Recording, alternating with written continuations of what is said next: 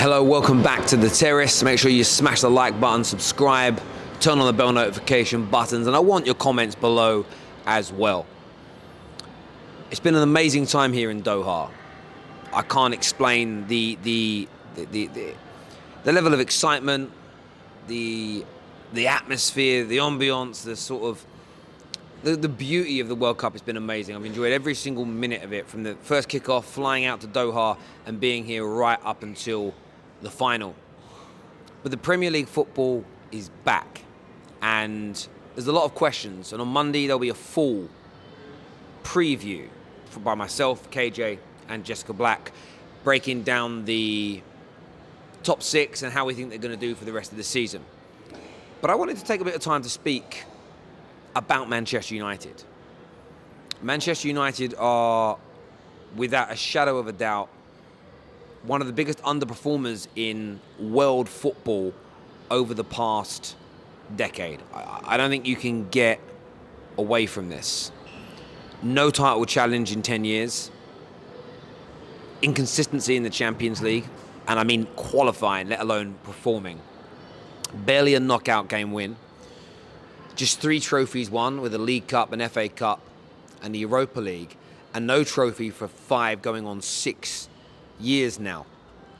Manchester United have been in the mud. No one's scared of us anymore. No one's fearful of coming to Old Trafford. We've fallen out with some of our best players. We've fallen out with legends. The Glazers have stripped us of almost every asset the club ever had, taken away our honour. But I do believe the tide may be changing. I do believe that there are silver linings within the grey clouds hanging over Salford. Ten Hag is a big part of this. He is charismatic, he is strong. To drop Ronaldo the way he did, to speak as candidly as he has been throughout this World Cup about the qualities of players, the fitness levels required from the likes of Harry Maguire and Jadon Sancho, it's impressive to see. The style of football has been very good since he arrived. There have been some inconsistencies in performance, but this is normal when a rebuild begins. But Man United have been growing. And then there are an abundance of players. Alejandro Garnacho, he is going to be one of the breakthrough players of the season without a shadow of a doubt. He's going to be a breakthrough player. On top of that, you have Rashford, back on form, looking dangerous. He will score and assist consistently until the end of the season. You have Anthony, Casemiro, Lisandro Martinez. Of course, on top of that, Christian Eriksen, a player who just hasn't been mentioned really during the World Cup because Denmark was so poor. But these 4 additions to the Man United squad have had such a profound impact so far. They're going to go on to strength. They are going to get more settled with surroundings in Manchester, their new teammates, the manager's way.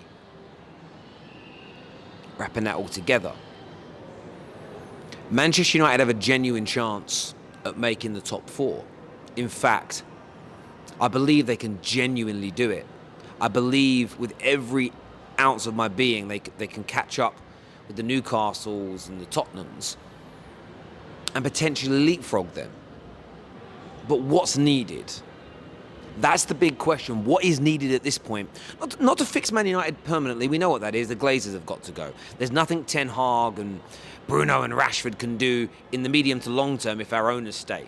Because they will always pull the rug on every project. They will always do something to cut corners that will take things away from us at some stage. But in terms of this season, isolating it, ring-fencing it, what do Man United need to do? Point number 1 has been done. And that was reintroduce genuine standards into the football club, discipline. People don't get to step out of line.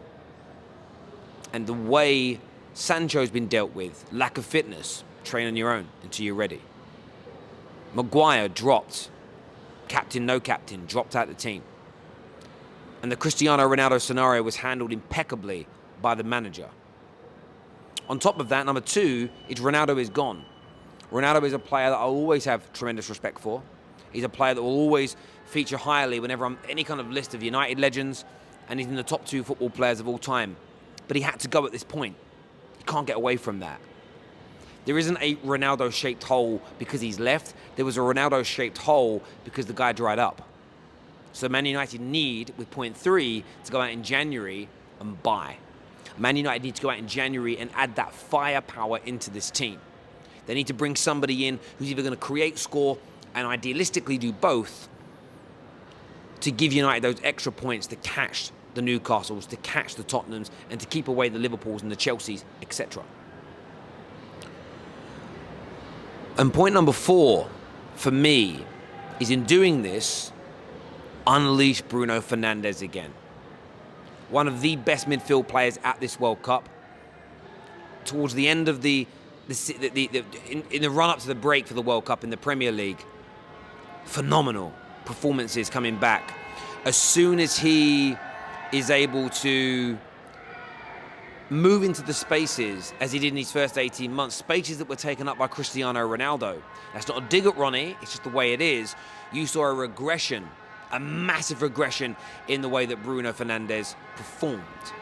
Allow him to take up his natural positions where he is one of the best at the world of delivering from.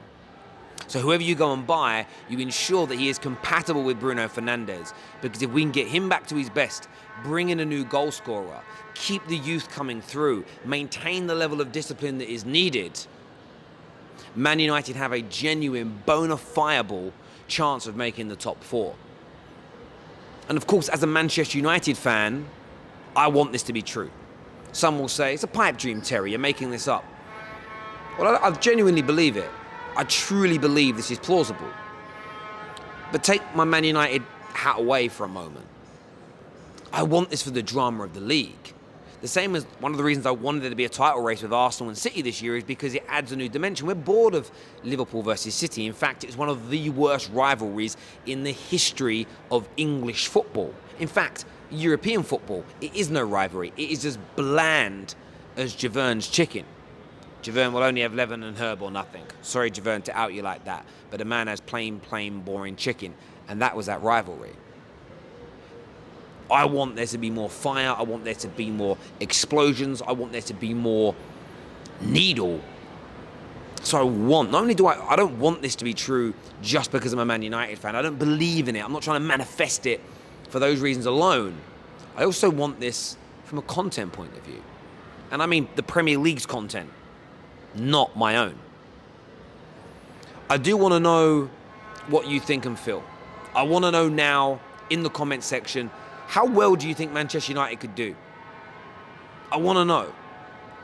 Rivals as well. Because I know on the football territory there's a propensity when anything positive is being said about Man United, most of you don't show up. If I'm praising Liverpool, praising Arsenal, praising Chelsea, praising City, you're there. When I start saying nice things about Man United, there is a weird reaction. So I want your genuine thoughts, not banter, not slander, not a load of old dribble. Terry's chatting nonsense. If you think I'm chatting nonsense, explain why. But I truly believe what I'm saying. Man United are going to have a fantastic second half of this season if they maintain the discipline, unleash Bruno, and buy right in January. Make sure you hit the like and the share button. Make sure you subscribe to the Football Terrace. The Premier League is back very, very soon. We'll be back in the UK to cover it for you. Until next time, take care, goodbye, God bless, and we'll see you soon. Thank you.